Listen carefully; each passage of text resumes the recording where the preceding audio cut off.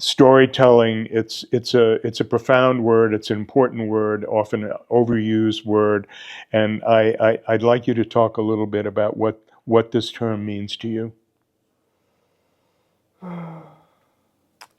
I think that all of our knowledge of the world is not only related through stories, but constructed through them.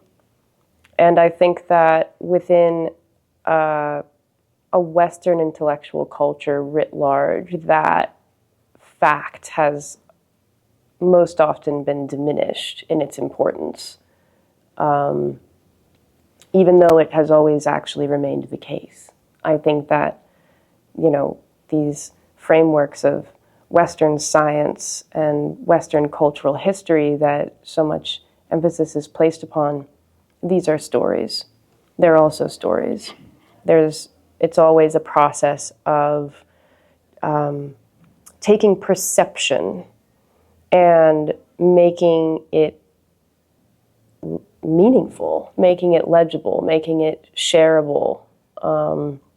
So I guess for some reason, I'm somebody who sort of thinks of the entire world in terms of stories.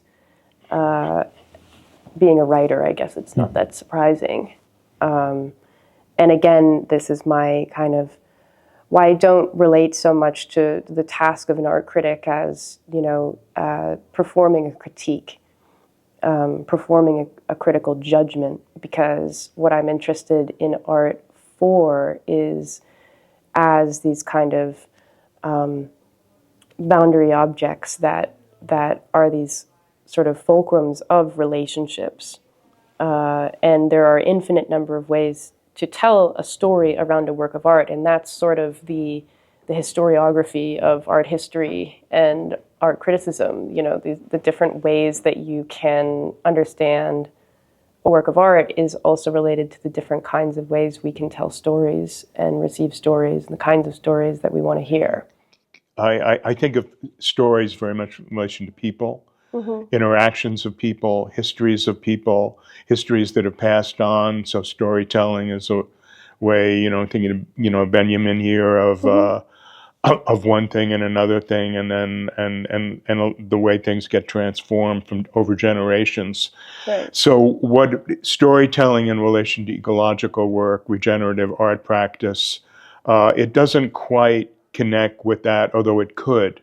So I'm wondering, how expansive or how limited your idea of storytelling is. Well, I think it connects very directly to the idea of ecological art because, and you've just said it, this thing about how stories and meaning transform over time in their passing along and in their retelling. One of the reasons that I think of the whole world through stories is because I believe that knowledge itself is also alive and therefore ecological. It's always mutating. It's always changing. This is a characteristic of a living system, is that it is always changing. And, the great mysteries that we don't know why or to what end.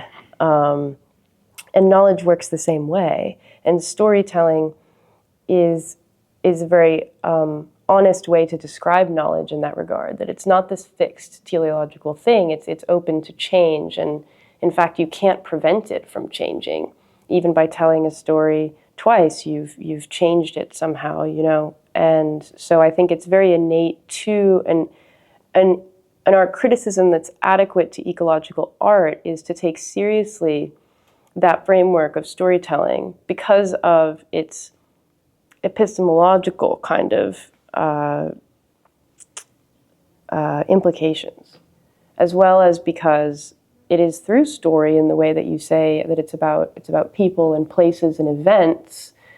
This is also how we navigate ecological works of art, which take place in the real world and have this sort of ever-expanding plots and settings that we need to, you need to kind of quest into them and make them into stories.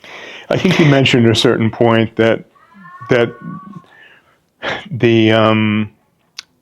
the storytelling in relation to the projects that you're involved with, it would be is essentially a supportive one. And I wonder, this would get into the question of critical distance, not necessarily the question of being there to pass judgment on something, but it is wondering where your freedom.